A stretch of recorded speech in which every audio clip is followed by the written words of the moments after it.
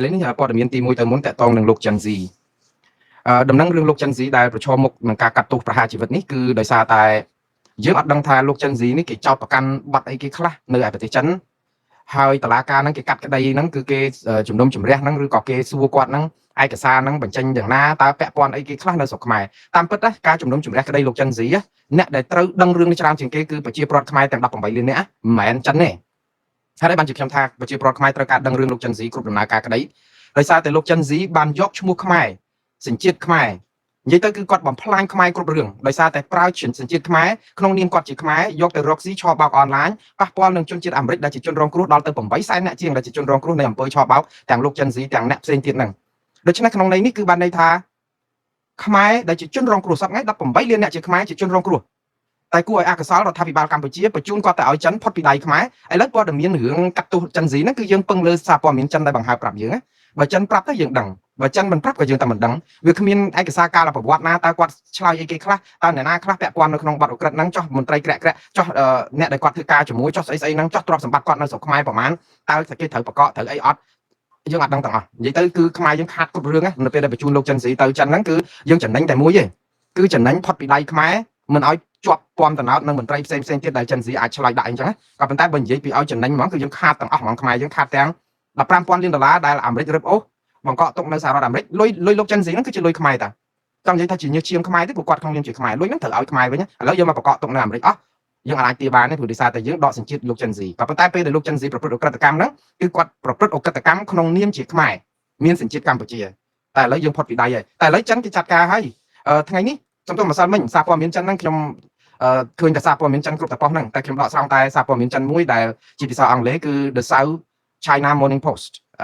ដែលសារព័ត៌មាននេះគឺចុះផ្សាយលម្អិតពីការកាត់សម្ដេចសេចក្តីដាក់ចោទប្រកាន់លោកចិនស៊ីមួយបទចោទទៀតគឺគេដកមួយបទចោទថែម3បទចោទដកមួយបទចោទហ្នឹងគឺបើតាមសារព័ត៌មាននេះថាតុលាការចិនកាលពីម្សិលមិញម្សិលមួយថ្ងៃតាមពិតទៅគឺដកបទចោទមួយដែលតាក់ទងនឹងថាលោកចិនស៊ីបិទបាំងប្រភពនៃលុយដែលគាត់រកបានហ្នឹង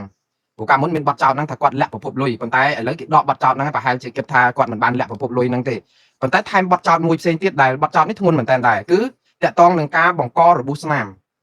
ហើយនៅក្នុងច្បាប់ព្រហ្មទណ្ឌចិនការបង្ករបួសស្នាមដែលអាចធ្ងន់ធ្ងរដល់ហើយរបួសស្នាមនេះច្បាស់ណាស់គឺតាក់ទងនឹងអំពើទរណកម្មបងប្អូនដឹងហើយតើក្រុមហ៊ុនពួកដែលឆបោកពួកអីហ្នឹងអក្រិតជនហ្នឹងគឺចាប់ចម្រិតមនុស្សបង្ខាំងទុកហើយវាយធ្វើបាបហើយមានករណីខ្លះដល់ស្លាប់ទៅទៀតដូច្នេះក្នុងន័យនេះគឺចិនបញ្ចូលបទចោទនេះប្រហែលជាអាចដាក់ទម្ងន់កាន់តែខ្លាំងដល់លោកចិនស៊ីហ្នឹងហើយបទចោទនៃការបង្ករបួសស្នាមដែលអាចមានដល់ជាអំពើទរណកម្មដល់ស្លាប់មនុស្សហ្នឹងគឺទោសទណ្ឌនៅចិនគឺតិចបំផុតក៏ជាប់គុក10ឆ្នាំដែរតែខ្ពស់គឺរហូតដល់ទោសប្រហារជីវិតតែម្ដងដូច្នេះនៅពេលដែលបញ្ចូលទោសនេះចូលគឺអាចនឹងចិនស៊ីប្រឈមទោសប្រហារជីវិតដែរចិនកាត់ទោសប្រហារជីវិតមេឆបោកអនឡាញច្រើនណាស់នៅភូមិដាក់ទៅទាំងពូជទាំងគ្រួសារគ្រាន់តែតកតងនឹងការឆបោកឥឡូវលោកចិនស៊ីហ្នឹងចូលនឹងបទឆបោកហើយតកតងនឹងអាមេរិកកំពុងតែសកាត់កទៀតដូច្នេះខ្ញុំជឿថាលោកចិនស៊ីនេះប្រហែលជាគិតមិនផុតពីការកាត់ទោសប្រហារជីវិតទេទី1គឺដើម្បីបំបត្តិផោះតាំងឬក៏ឲ្យវាចប់ដំណឹងផងព្រោះការដែលចង់ឲ្យចប់ដំណឹងហ្នឹងគឺនឹងជួយរដ្ឋាភិបាលកម្ពុជាបានច្រើនដែរព្រោះជាបន្លានៅក្នុងកាយភ្នែកមួយបញ្ជូនឲ្យចិនចាត់ការទៅតែរឿងពិតយ៉ាងណាយើងអត់ទាន់ដឹងទេព្រោះចម្លើយរបស់ចិនស៊ីអត់ទាន់បានមួយម៉ាត់សោះតើគាត់និយាយឆ្លើយដាក់បន្ទុកទៅអ្នកណាខ្លះដែលនៅជាប់ពាក់ព័ន្ធនឹងរបបរុស្ស៊ីជាមួយគាត់ហ្នឹងណាអញ្ចឹងនៅក្នុងន័យនេះគឺអ្វីដែលជាការសម្រេចក្តីលើលោកចិនស៊ីកាត់ទោសចុងក្រោយយ៉ាងណានោះអត់ទាន់ដឹងទេព្រោះដំណើរការសវនកម្មនេះគឺគេចិត្តតែប្រព្រឹត្តទៅនៅប្រទេសចិនជាបន្តមកប៉ុន្តែដល់ដំណាក់កាលណាកាត់ក្តីហើយបានប្រមាណយើងអត់ដឹងដោយសារតែប្រព័ន្ធគេនឹងធ្វើសម្ងាត់នៅក្នុងស្រុកគេអញ្ចឹងទៅយូរសារព័ត៌មានគេផ្សាយម្ដងតែយ៉ាងណាម្ដងទៀតបងប្អូនលោកចិនស៊ីគឺជាអក្រិតជនមួយរូបដែលរងការចោទប្រកាន់ថាជាប់ចោទពីបទប្រព្រឹត្តអំពើឆបោកអនឡាញដែលមានដីកាចេញពីសហរដ្ឋអាមេរិកបាទនិយាយទៅគឺមានមនុស្សដែលចេញដីកាអាមេរិកដាក់មនុស្សច្រើនណាស់នៅក្នុងបញ្ជីខ្មៅរបស់រដ្ឋាភិបាលជាតិអាមេរិកប៉ុន្តែលោកចិនស៊ីគឺជាបុគ្គលសំខាន់ជាងគេមួយដែលមានដីកាតាមចាប់ដូច្នេះបើសិនជាលោកចិនស៊ីចេញមកអាមេរិកគេពិគ្រោះតែចាត់បញ្ជីខ្មៅរបស់សហរដ្ឋអាមេរិកហើយបញ្ជីខ្មៅនេះដែលគ្មានអ្នកណាអាចលុបបានទេអ្នកមួយចំនួនប្រហែលជាយល់ខុសដូចជាការដែលជួលមេធាវីជួលអីមកលុបបញ្ជីខ្មៅរបស់រដ្ឋាភិបាលជាតិអាមេរិកលុបអត់បានទេយើងអាចលុបឈ្មោះរបស់បុគ្គលមួយចំនួនដែលគេដាក់នៅក្នុងសេចក្តីស្នើច្បាប់របស់សមាជិករដ្ឋសភាឧទាហរណ៍ដូចជាច្បាប់ស្តីអំពីការប្រយុទ្ធប្រឆាំងនឹងការឆបោកអនឡាញដែលស្នើឡើងដោយសមាជិកសភាជាន់ទាបរបស់សហរដ្ឋអាមេរិកពីគណៈបកសាធារណរដ្ឋ តកតងនឹងការរំលាយអង្គការចាត់តាំងឬប្រព័ន្ធឆបោកអនឡាញនេះគឺគេមានរៀបនាមឈ្មោះមនុស្សច្រើនណាស់នៅក្នុងនោះមានទាំងលោកយឹមលាក់ដែរហើយទៅលោកយឹមលាក់ក៏បានជួលមេធាវីនៅឯទីក្រុងបាងកកប្រទេសថៃដែលជាទីដែលគាត់មានភរិយាជាជនជាតិថៃហើយមានក្រុមហ៊ុនជាច្រើនត្រូវថៃបង្កក់ទៅអីហ្នឹងហើយគាត់មានឈ្មោះនៅក្នុងបញ្ជីតកតងនឹងសេចក្តីស្នើច្បាប់ហ្នឹងរបស់តំណាងរាស្ត្រហ្នឹងអញ្ចឹងទៅគាត់ក៏ជួលមេធាវីដើម្បីធ្វើយ៉ាងម៉េចដកឈ្មោះគាត់ចេញពីក្នុងបញ្ជីហ្នឹងដើម្បីប្រាប់គេថាគាត់មិនបានប្រព្រឹត្តអីដោយការចោទប្រកាន់ហើយសូមកុំឲ្យដាក់ឈ្មោះអីនៅក្នុងហ្នឹងអញ្ចឹងប៉ុន្តែបើតាមមើលគឺសេចក្តីស្នើច្បាប់ដំបូងមានឈ្មោះគាត់មែនប៉ុន្តែខ្ញុំបើកមើលសេចក្តីស្នើច្បាប់លើកក្រោយឬក៏សេចក្តីកែតម្រូវតកតងនៅក្នុងសេចក្តីស្នើច្បាប់ដដែលនេះគឺអត់មានឈ្មោះលោកយឹមលាក់ទៀតទេអញ្ចឹងបានន័យថាមេធាវីគាត់អាចជោគជ័យនៅក្នុងការដកឈ្មោះលោកយឹមលាក់ចេញពីសេចក្តីស្នើច្បាប់បងប្អូនចែកឲ្យដាច់ណាសេចក្តីស្នើច្បាប់និងបញ្ជីខ្មៅរបស់រដ្ឋាភិបាលជាតិអាមេរិកនៅក្នុងបញ្ជីខ្មៅរបស់រដ្ឋាភិបាលជាតិអាមេរិកនេះអត់មានអ្នកណាអាចលុបវាបានទេយើងអាចលុបបានជាមួយបញ្ជីសេចក្តីស្នើច្បាប់ព្រោះពាក្យថាសេចក្តីស្នើច្បាប់វាគ្រាន់តែជាសេចក្តីព្រៀងទេអញ្ចឹងបើតំណាងរាស្ត្រណាគេដាក់សេចក្តីស្នើច្បាប់ទៅមានបញ្ជីណាមួយដែលគាត់បានពីលេខាឬជំនួយការច្បាប់ចេះតែដាក់ចូលមកដើម្បីឲ្យគេពិនិត្យតែអត់ទាន់បានសម្រេចអត់ទាន់បានអនុម័តអត់ទាន់បានអីទាំងអស់វាគ្រាន់តែជាសេចក្តីស្នើឲ្យឃើញឈ្មោះហ្នឹងថាបើសិនជាច្បាប់ហ្នឹងអនុម័តគួរតែដាក់ទោសបុគ្គលប៉ុណ្ណេះក៏ប៉ុន្តែលោកយឹមលាក់នៅក្នុងន័យនេះគឺសេចក្តីស្នើច្បាប់មួយហ្នឹងគឺអត់ទាន់បានអនុម័តអត់ទាន់បានអីផលហ្នឹងគឺគាត់ជោគជ័យនៅក្នុងការស្នើឲ្យគេលុបឈ្មោះគាត់ក៏ប៉ុន្តែឈ្មោះរបស់បុគ្គលច្រើនណាស់ដែលមាននៅក្នុងសេចក្តីស្នើច្បាប់ហ្នឹងមាននៅក្នុងបញ្ជីខ្មៅរបស់រដ្ឋាភិបាលអាមេរិកនោះដែលគេដាក់ទណ្ឌកម្មដែលគេនេះនោះហើយនៅក្នុងនោះគឺមានលោកកបអានមានលោកលីយ៉ុងផាត់មានលោកហ៊ុនតូអីហ្នឹងដែលបញ្ជីអស់ហ្នឹងអត់មាននរណាអាចលុបបានទេអញ្ចឹងហើយបានជាខ្ញុំឮសូរលោកហ៊ុនម៉ាណែតនិយាយពីរឿងថាលោកកបអានហើយនិងលោកលីយ៉ុងផាត់កំពុងតែជួលមេធាវីដើម្បីឲ្យគេលុបឈ្មោះចេញពីបញ្ជីខ្មៅនេះខ្ញុំជឿថានេះគឺជាបើនិយាយអំពីយុទ្ធសាស្ត្រនយោបាយគឺលោកហ៊ុនម៉ាណែតដើរខុសកលនយោបាយធ្ងន់បំផុតព្រោះសារដែលនិយាយអំពីបញ្ហាលោកលីយ៉ុងផាត់ហើយនិងលោកកបអានដែលចង់លុបឈ្មោះចេញពីបញ្ជីតែមិនដោះស្រាយបញ្ហាស៊ើបអង្កេតតកតងនឹងការចោទប្រកាន់គាត់ពីរឿងបាត់ឆបោកអនឡាញឬក៏ជួញដូរមនុស្សឬអីនេះគឺវាធ្វើឲ្យរដ្ឋាភិបាលកម្ពុជាក្នុងនាមជាប្រមុខដឹកនាំប្រទេសកម្ពុជាគឺលោកហ៊ុនម៉ាណែតហ្នឹងបែរទៅជាព្យាយាមការពារបុគ្គលហ្នឹងតាមពិតលោកហ៊ុនម៉ាណែតនិយាយហ្នឹងគឺប្រហែលជាគាត់ចង់សម្ដៅថាសន្តានាក្បាលហ្នឹងទេព្រោះរឿងនីតិវិធីព្រហ្មទណ្ឌគឺធម្មតាបើយើងនិយាយឲ្យត្រឹមត្រូវតាមច្បាប់គឺវាជាការពិតហើយនីតិវិធីព្រហ្មទណ្ឌគឺការទទួលខុសត្រូវព្រហ្មទណ្ឌគឺជាការទទួលខុសត្រូវជាបុគ្គលណាប្រព្រឹត្តគឺបុគ្គលនោះទទួលលោកហ៊ុនម៉ាណែតអាចនិយាយក្នុងន័យថារឿងលោកសុគង្គនិងរឿងលោកកុកអានអីហ្នឹងគឺជារឿងបុគ្គលក៏ប៉ុន្តែអ្វីដែលមើលឲ្យជ្រៅជាងនេះលោកកុកអាននិងលោកលីយ៉ុងផាត់លែងជាបញ្ហាបុគ្គលសម្រាប់ជាតិខ្មែរហើយគឺជារឿងជាតិព្រោះអីមុខមាត់របស់គាត់ទី1គាត់ជាសមាជិកព្រឹទ្ធសភាទាំងពីរនាក់សុទ្ធតែជាសមាជិកព្រឹទ្ធសភាហើយជាអ្នកដែលជិតស្និទ្ធជាមួយនឹងរដ្ឋាភិបាលកម្ពុជាឬក៏គណៈបព្វជិជនកម្ពុជាហើយគាត់មានក្រុមហ៊ុនបនលបែងយ៉ាងកក្រើកពេញផ្ទៃប្រទេសដែលក្រុមហ៊ុនបនលបែងកាស៊ីណូស្អីសន្តាគារទាំងអស់នោះត្រូវបានរដ្ឋាភិបាលជាតិអាមេរិកដាក់នៅក្នុងបញ្ជីខ្មៅបង្កក់ទ្រព្យសម្បត្តិឲ្យថ្កោលទោសអត់មែនរឿងបុគ្គលអីទៀតទេរឿងបុគ្គលគឺបានន័យថាគាត់ប្រព្រឹត្តអញ្ចឹងបើសិនជាដោយការចោទប្រកាន់គាត់ត្រូវទទួលទោសតាមនីតិវិធីព្រហ្មទណ្ឌក៏ប៉ុន្តែរឿងមុខមាត់ជាតិគឺបានន័យថាគាត់ជាមន្ត្រីជាន់ខ្ពស់ជាសមាជិកព្រឹទ្ធសភាជាទីប្រឹក្សាជាដូចលោកណែលីយ៉ុងផាត់អីជាប្រធានសមាគមអង្គការនៅកម្ពុជាទៀតដែលជាស្ថាប័នជាតិមួយឬក៏មុខមាត់ជាតិមួយដើម្បីអ្នកវិនិយោគអីគឺយើងនឹងបាត់ប្រយោជន៍ជាតិបាត់ប្រយោជន៍វិនិយោគបាត់ប្រយោជន៍ការទុកចិត្តលើសេវាហិរញ្ញវត្ថុសេវាធុរកិច្ចឬក៏រកស៊ីអីពាណិជ្ជកម្មអីផ្សេងទៀតដូច្នេះរឿងនេះអត់មែនជារឿងបុគ្គលទេវាជារឿងជាតិដែលត្រូវការស៊ើបអង្កេតដោយស៊ីជម្រៅដើម្បីដោះស្រាយបញ្ហាគាត់ហើយដល់មករលុបឈ្មោះនេះខ្ញុំជឿថាវាជាឱកាសនៅក្នុងការដែលគ្រាន់តែអង្គុយបកផ្សាយទេហើយបើសិនជាថ្នាក់ដឹកនាំនិយាយដូច្នេះទៀតគឺនឹងច្បាស់ធ្វើឲ្យសហគមន៍អន្តរជាតិនឹងខកចិត្តនឹងរដ្ឋាភិបាលកម្ពុជាដែលមើលទៅឃើញដូចខំខ្នះខ្នែងដែរថាប្រយុទ្ធប្រឆាំងនឹងការឆបោកអនឡាញតែបានតែកពឹសកភ្លៀងនឹងត្រីខ្ចោះដល់តែពេលត្រីផ្ទួតត្រីឆ្ដោគឺគាត់ថាជារឿងបុគ្គលទុកឲ្យរួចអាហ្នឹងដែលធ្វើឲ្យពំតំណោតែយ៉ាងណាបងប្អូនប្រជាពលរដ្ឋខ្មែរច្រើនណាស់ប្រហែលថ្ងៃនេះគឺអូអត់ផុតទេព័ត៌មានពីលឺការចាប់អ្នកនេះចាប់អ្នកនោះហាក់បីដូចជាម្នាក់ហ្នឹងគឺដៅទៅលើបុគ្គលសំខាន់មានដូចលោកហ៊ុនតូមានលោកកបអានមានលោកលីយ៉ុងផាត់មានមន្ត្រីក្រាក់នៅក្នុងជួររដ្ឋាភិបាលអ្នកអង្គការអីហ្នឹងដែលជាប់នៅក្នុងបញ្ជីខ្មៅរបស់អាមេរិកហ្នឹងគឺម្នាក់ដូចជាចង់ឲ្យមានការស៊ើបអង្កេតឬក៏ការខាត់ខ្លួនអីអញ្ចឹងទៅលក្ខណៈក៏ប៉ុន្តែរឿងនេះគឺមិនមែនជារឿងស្រួលទេព្រោះរដ្ឋាភិបាលកម្ពុជាការដែលស៊ើបអង្កេតការដែលអីហ្នឹងព្រោះលោកហ៊ុនម៉ាណែតពេលដែលផ្ដល់ព័ត៌មានឲ្យ The Bloomberg ហ្នឹងកំពុងតែធ្វើតេស្តហើយគេហៅថា test the water ភាសាអង់គ្លេសថា test the water ហ្នឹងគឺបានយកជើងស្ទាបទឹកសាកមើលស្ទង់មើលថាតើនឹងមានប្រតិកម្មយ៉ាងម៉េចបើគាត់និយាយការពារលោកកុកអាននិងលោកលីយ៉ុងផាត់ដើម្បីឲ្យរួចពីការចោទប្រកាន់អីចឹងដូច្នេះទៅអត់រួចទេប្រជាពលរដ្ឋហាក់បីដូចជារងចាំឲ្យរដ្ឋាភិបាលចាត់ការអ្នកណាមួយហើយម្ដងទៀតការចាត់ការនេះបានន័យថាជាការជួយធ្វើឲ្យបុគ្គលទាំងប្រមាណអ្នកនេះរួចផុតពីភាពចោទប្រកាន់នឹងផងការចោទប្រកាន់នឹងផងទេតែខ្ញុំជឿថាអាមេរិកដូចជាប្រហែលជាមិនអនុគ្រោះឲ្យរឿងនេះរួចផុតទេបងប្អូនបើតាមមើលព្រោះលោក Kash Patel គាត់ធ្វើដំណើរចូលទៅដល់កម្ពុជា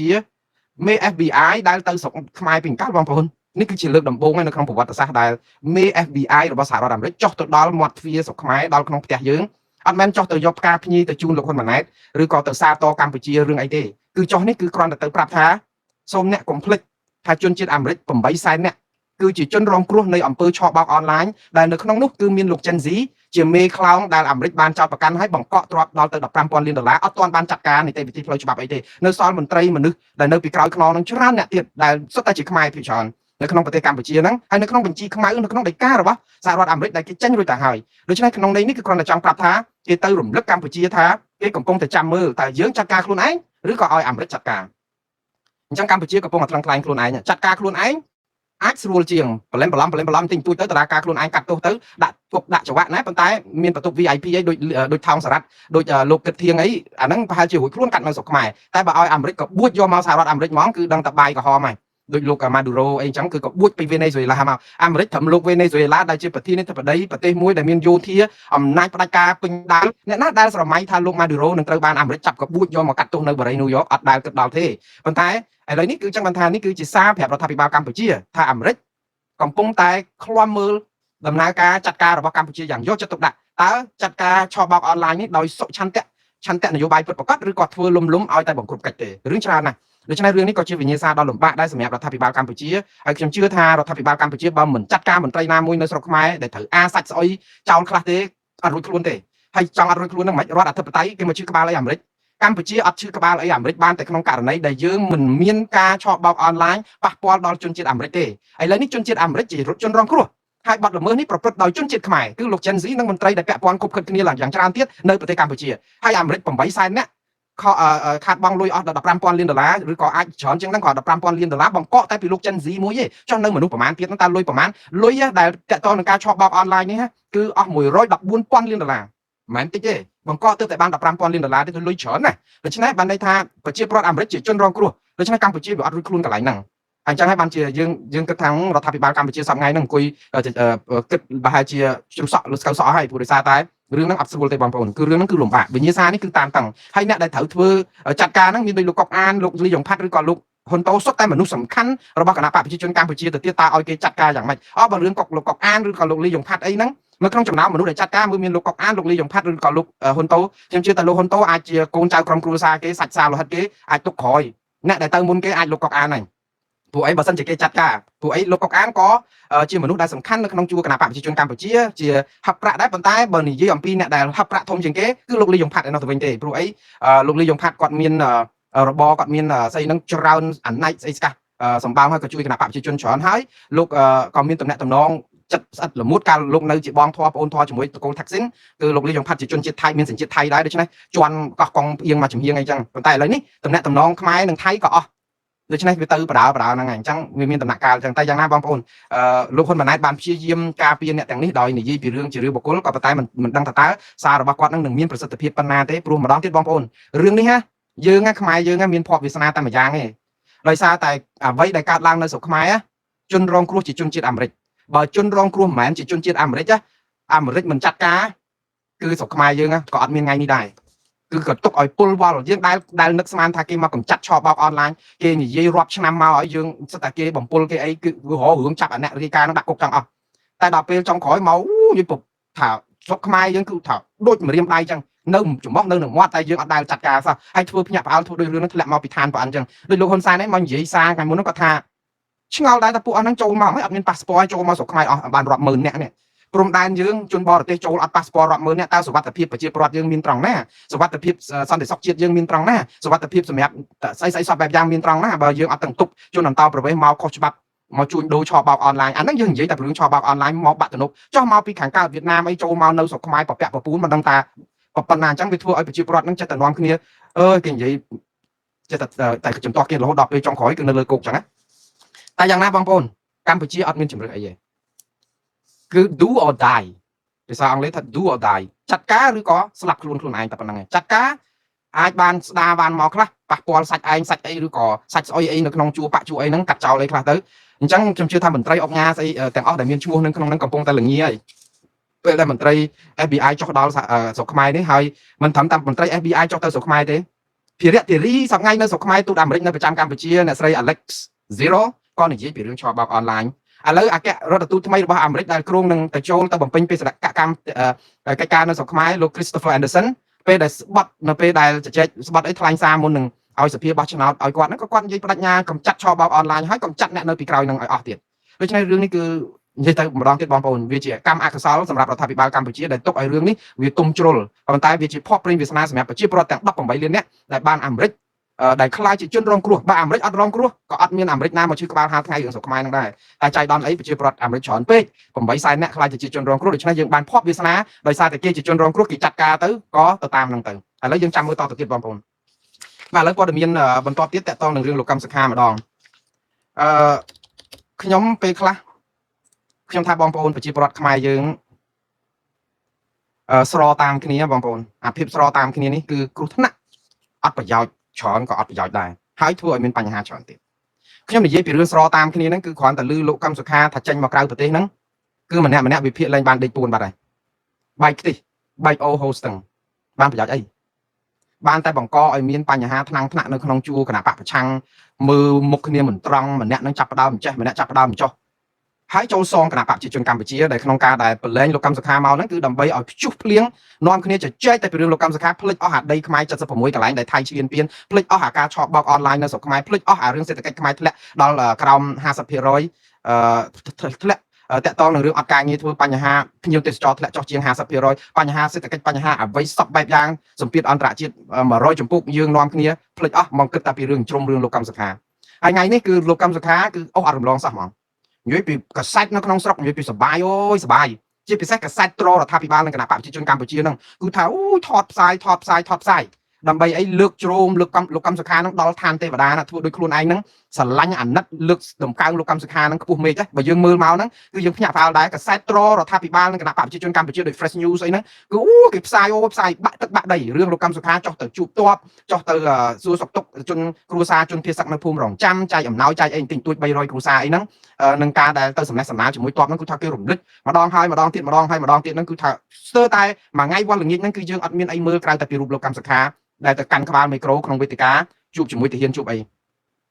រឿងនេះវាមានរូបភាពពីរបងប្អូនជារឿងគួរឲ្យសាទរដែរសប្បាយចិត្តដែរមិនចឹងទេនេះគឺជាលើកដំបូងហើយដែលលោកកម្មសុខាអាចចុះទៅក្នុងវេទិកាសាធារណៈហើយថ្លែងសារជាសាធារណៈបានទៀតផងកាន់មីក្រូថ្លែងសារនៅក្នុងវេទិកាដែលរៀបចំដោយរដ្ឋាភិបាលកម្ពុជាបងប្អូនសាកគិតមើលរឿងនេះគឺជាចំណុចដែលមិនងាយមានទេព្រោះវេទិកាជនភៀសសឹកនៅកន្លែងតំបន់អីនៅអាកន្លែងភូមិរងចាំហ្នឹងបើអាជ្ញាធរដែនដីគេអត់រៀបចំឲ្យលោកកម្មសខាអាចទៅបានទេគាត់អាចទៅបានទៅតិចតួចអីប៉ុន្តែរៀបចំជាវេទិកាដាក់ក្បាលមីក្រូឲ្យនិយាយឲ្យទៅជួបទាហានជួបអីសួរសុខទុក្ខគឺជាការរៀបចំរបស់រដ្ឋាភិបាលកម្ពុជាដើម្បីឲ្យលោកកម្មសខាមានឱកាសនៅក្នុងការថ្លែងសារទៅកាន់ជនភៀសសឹកថ្លែងសារទៅជួបកងទ័ពហើយជាការដែលគណៈបកប្រជាជនកម្ពុជានិងរដ្ឋាភិបាលកម្ពុជាយកលោកកម្មសខាជារូបភាពមួយដើម្បីប្រាប់ទៅពិភពលោកថាកម្ពុជាមិនរដ្ឋបិទសិទ្ធិសេរីភាពកម្ពុជាមិនធ្វើទុកបុកម្នេញគណៈបកប្រឆាំងកម្ពុជាមិនចងអាឃាតអ្នកណាទេគឺកម្ពុជាបើកសេរីភាពសូម្បីតែមេបកប្រឆាំងលោកកម្មសុខាក៏ឥឡូវរដ្ឋាភិបាលរៀបចំឲ្យនិយាយថ្លែងសារអីបានអញ្ចឹងអង្គការសហប្រជាជាតិប្រទេសអ្នកទាំងឡាយនៅលើពិភពលោកមើលមកខ្មែរមើល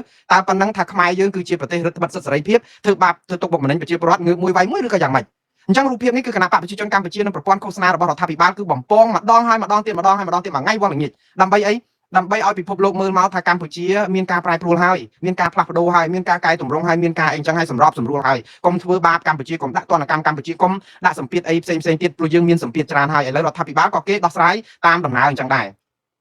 អានេះគឺជារឿងដែលរដ្ឋាភិបាលកំពុងតែចង់ធ្វើប៉ុន្តែចំណុចវិជ្ជមាននេះខ្ញុំនិយាយចឹងគឺយ៉ាងហោចណាស់លោកកម្មសុខាក៏បានឱកាសបានជួបសួរសុខទុក្ខប្រជាពលរដ្ឋជនភៀសសឹកឱកាសបានថ្លែងសារខ្លះទៅឲ្យធូរទ្រង់តាក់ទងនឹងបញ្ហាឈ្លានពានរបស់ថៃលើដែនដីកម្ពុជាហើយឲ្យស្របទៅនឹងអ្វីដែលលោកកម្មសុខាបានប្រាប់គណៈបកប្រជាជនកម្ពុជានិងរដ្ឋាភិបាលយូរហើយថាបើដោះលែងគាត់ឲ្យមានសេរីភាពគឺអាចមានសង្ឃឹមគាត់ទៅប្រាប់សហគមន៍អន្តរជាតិដើម្បីឲ្យជួយដាក់ទណ្ឌកម្មទៅលើប្រទេសថៃឬក៏រករឿងការឈ្លានពានរបស់ប្រទេសថៃអីចឹងទៅសារអំពាវនាវរបស់គាត់ហ្នឹងគឺគាត់អាចធ្វើអញ្ចឹងបានគាត់បានប្រាប់តាំងតែពីមុនគេកាត់ទោសគាត់ឲ្យជាប់គុកជាប់ច្បាប់ផ្ដន្ទាទោសគាត់ពីបទខុបខិតក្បត់ជាតិអីចឹងបាទអាហ្នឹងគឺគាត់និយាយប៉ុន្តែគេអត់ដែរស្ដាប់ទេទើបតែឥឡូវនេះសម្ពាធច្រើនពេកទៅគឺប្រឡែងតិចម្ដងចឹងប៉ុន្តែអ្វីដែលខ្ញុំគួរឲ្យចាប់អារម្មណ៍ម្ដងទៀតបងប្អូនខ្ញុំសប្បាយចិត្តជាខ្មែរ ខ្ញុំចង់ឲ្យឃើញមានការផ្សះផ្សាររបៀងខ្មែរនិងខ្មែរចង់ឲ្យលោកកម្មសខាមានសេរីភាពពេញទំហឹងមិនមែនសេរីភាពនៅក្នុងក្អមនៅក្នុង